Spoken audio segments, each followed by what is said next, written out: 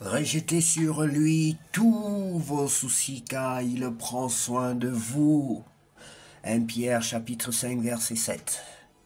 Rejetez sur lui tous vos soucis, car il prend soin de vous. Rejetez sur lui tous vos soucis, car il prend soin de vous. 1 Pierre chapitre 5 verset 7. Bonjour bien-aimés, que Dieu vous bénisse.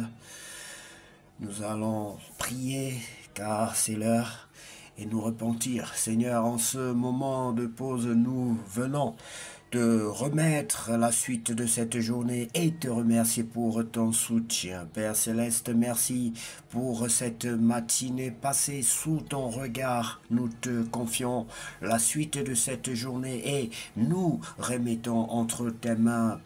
Oui, Père éternel, remplis nous de force, de patience et de sagesse pour accomplir nos tâches avec foi et persévérance. Que nous puissions rester dans ta paix, agir avec amour et refléter ta lumière autour de nous. Ta parole nous rappelle, rejetez sur lui tous vos soucis, car il prend soin de vous. 1 Pierre chapitre 5, verset 7. Bien-aimés, toujours très nombreux à revenir dans la bergerie du Seigneur. Nous sommes heureux de vous accueillir. Nous sommes heureux de former avec vous une équipe, de former une famille avec vous, bien-aimés. Oui, il est écrit dans le livre de Jean chapitre 3, verset 16, que Dieu a tant aimé le monde qu'il a donné son Fils unique afin que quiconque croit en lui ne périsse point, mais qu'il ait la vie éternelle. Bien-aimé, si tu crois en Dieu, tu dois aussi le confesser. C'est la mission que Dieu nous a confiée. Il a dit, allez par tout le monde, faire de tout le monde mes disciples. Et nous sommes là pour faire de toi le disciple de Christ. Que ce soit aujourd'hui, ce serait l'idéal, bien-aimé. Répands-toi, car on ne sait pas de quoi sera fait demain. Répands-toi aujourd'hui, car on ne sait pas de quoi sera fait demain. Je te propose donc de répéter cette prière après moi. Si tu ressens un vide en toi, tu sens que vraiment il y a un vide dans ta vie. Tu vis, mais tu sens que tu es léger. C'est Christ qui peut combler ce vide-là dans ton cœur, dans ta vie, bien-aimé. Nous allons donc te faire la proposition de cette prière. Tu vas fléchir les genoux, si tu peux élever les mains vers le ciel. C'est pas obligatoire, mais si tu peux, honore ton Dieu. Honore-le, bien-aimé. Tu vas dire après moi, Seigneur, je reconnais que tu es le Saint de Dieu. Seigneur Jésus-Christ, je reconnais que tu es le Saint de Dieu. Seigneur Jésus-Christ, je reconnais que tu es le Saint de Dieu. Prends le plein contrôle de ma vie. Prends le plein contrôle de ma vie. Sans toi, je ne suis rien, je ne peux rien faire sans toi. Sans toi, je ne suis rien, je ne peux rien faire sans toi. Prends le plein contrôle de ma vie. Je reconnais que tu es le Saint de Dieu, le Fils unique de Dieu. Je reconnais aussi que je suis un pécheur et que tu es mort à la croix à ma place. Pardonne-moi, Seigneur, pour mes péchés commis en acte, en pensée et par omission. Pardonne-moi pour la débauche, pardonne-moi pour le vol, pour le mensonge, pour la haine du prochain. Pardonne-moi pour tous les péchés que je fais commis depuis que je suis né. Pardonne-moi, j'ai craché dans l'eau, pardonne-moi, j'ai volé, pardonne-moi, j'ai menti, pardonne-moi. Même si tu as tué, tu as mangé la chair humaine, confesse-toi, bien-aimé. J'ai fait beaucoup de mal, j'étais jaloux de mes amis, pardonne-moi. J'ai fait beaucoup de mal aux gens, pardonne-moi, Seigneur, lave-moi. Lave-moi par le sang de l'agneau pour tous les péchés que j'ai commis, consciemment ou inconsciemment, pardonne-moi. Au nom de Jésus-Christ, accepte-moi tel que je suis. Accepte-moi tel que je suis, Seigneur. Bien-aimé, sans plus tarder, nous allons maintenant lire la parole de Dieu. La parole de Dieu, c'est le pain de vie. La parole de Dieu n'est pas une parole comme toute autre parole. Le livre saint, c'est pour cela qu'on l'appelle livre saint, la Bible, bien-aimé. C'est pour marquer la distinction entre le livre qui n'est pas saint et le livre qui est saint, entre la parole de Dieu et la parole des hommes. Il est important d'avoir cette considération et aussi de lire la parole de Dieu tout en s'attendant à recevoir quelque chose de spécial. Ça peut être une guérison, guérison, ça peut être une prospérité, ça peut être une richesse, ça peut être je ne sais quoi, bien-aimé, quel que soit ce que tu veux, ça peut être de toute façon une solution à l'un de tes problèmes. Nous allons donc libérer la parole de Dieu. Pourquoi j'ai dit de lire la parole de Dieu en ayant les regards fixés sur Christ et en espérant qu'une solution sera trouvée? C'est parce que la parole de Dieu est une épée. Or, une épée est là pour nous venger, pour détruire nos ennemis, pour combattre et nous donner la victoire, bien-aimé. Le combat de ta vie peut être le travail. Peut-être tu es au chômage et que tu veux un travail. Bien-aimé, lis la parole de Dieu. Libère la parole de Dieu et tu vas voir la parole de Dieu en action. La parole de Dieu est efficace, plus tranchant et plus tranchante qu'une épée, car double tranchant capable de séparer moelle et os. La parole de Dieu est Christ. Bien-aimés, lisons la parole de Dieu dans le livre d'un Corinthiens chapitre 11. Imitez-moi comme moi j'imite le Christ.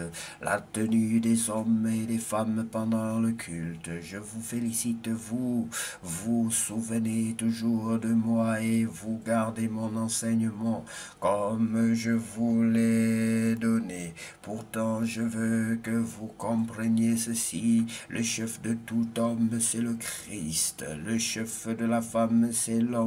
Le chef du Christ, c'est Dieu. Un homme qui en public prie ou qui parle au nom de Dieu avec la tête couverte ne respecte pas son chef. Une femme qui en public prie ou qui parle au nom de Dieu sans avoir la tête couverte ne respecte pas son chef. C'est exactement comme si elle avait la tête rasée. Si une femme ne se couvre pas la tête, alors qu'elle se fasse raser la tête. Mais si c'est une honte pour une femme d'avoir les cheveux coupés ou rasés, elle doit avoir la tête couverte. L'homme, lui, ne doit pas avoir la tête couverte. Il est l'image et la gloire de Dieu. Mais la femme est la gloire de l'homme. En effet, Dieu n'a pas fait l'homme à partie du corps de la femme, mais il a fait la femme à partie du corps de l'homme. Et Dieu n'a pas créé l'homme pour la femme, il a créé la femme pour l'homme. C'est pourquoi, à cause des anges, la femme doit avoir la tête couverte. Cela montre son autorité. Pourtant, devant le Seigneur, la femme ne va pas sans l'homme, et l'homme ne va pas sans la femme. En effet, Dieu a fait la femme à partie du corps de l'homme, mais l'homme vient au monde grâce à la femme, et tout vient de Dieu. Amen. Jugez vous-même quand une femme prie Dieu sans avoir la tête couverte. Est-ce que c'est bien? C'est une honte pour l'homme de porter des cheveux longs. La nature vous apprend cela. Mais pour la femme, c'est un honneur, car elle a reçu des cheveux longs pour lui servir de voile. Et si quelqu'un veut encore discuter à ce sujet, nous n'avons pas cette habitude et les églises de Dieu non plus. Le repas du Seigneur, puisque je suis en train de faire des remarques, je n'ai pas à vous féliciter. Vos réunions vous font plus de mal que de bien. Tout, oui bien aimé, ça c'est un véritable phénomène jusqu'aujourd'hui. L'apôtre Paul va dire que ne vous rassemblez pas pour devenir pire. Oui bien aimé, il y en a qui sont partis des églises parce qu'ils se rassemblent, ils ne se retrouvaient pas dans les assemblées. Oui bien aimé, c'est peut-être pas bien le parti, mais il faut comprendre qu'on ne peut pas se rassembler pour devenir pire. Écoutez très bien. Puisque je suis, nous sommes au verset 17, puisque je suis en train de faire des remarques, je n'ai pas à vous féliciter. Vos réunions vous font plus de mal que de bien. Tout d'abord, quand vous vous réunissez en assemblée, il y a des divisions parmi vous.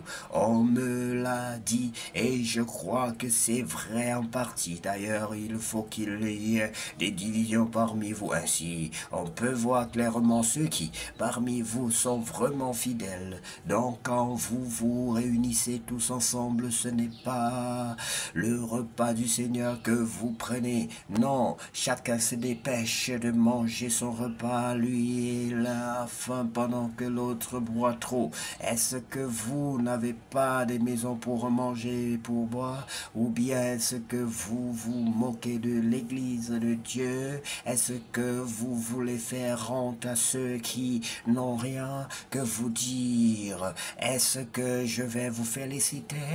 Non, sur ce point, je ne vous félicite pas. Voici la tradition que moi j'ai reçue du Seigneur et que je vous ai fait connaître.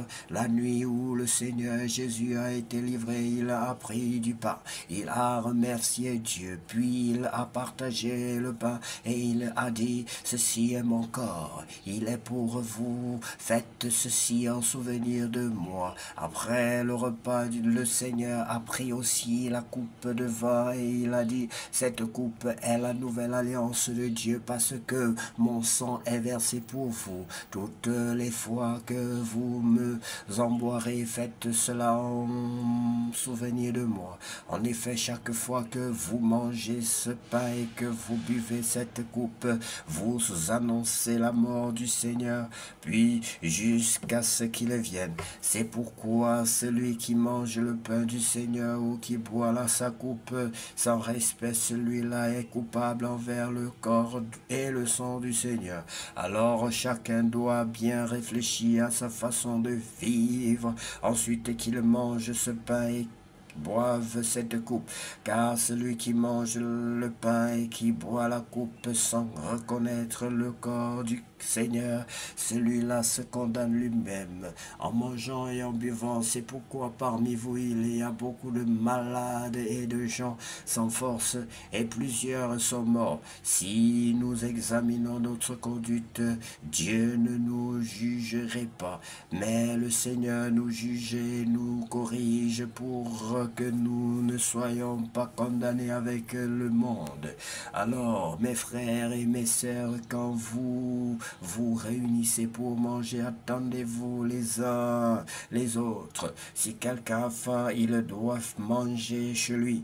Ainsi, quand vous vous réunirez, Dieu ne vous jugera pas. Pour les autres questions, je les réglerai quand je viendrai. Je les réglerai quand je viendrai. Merci bien-aimés pour votre patience, pour votre fidélité. Merci. Que Dieu vous bénisse abondamment. Et que cette journée soit la plus belle de toutes les journées déjà passées sur cette terre au nom de Jésus-Christ de Nazareth. Car lui seul revient la gloire, la puissance et l'honneur pour tous les siècles. Amen. Seigneur Jésus,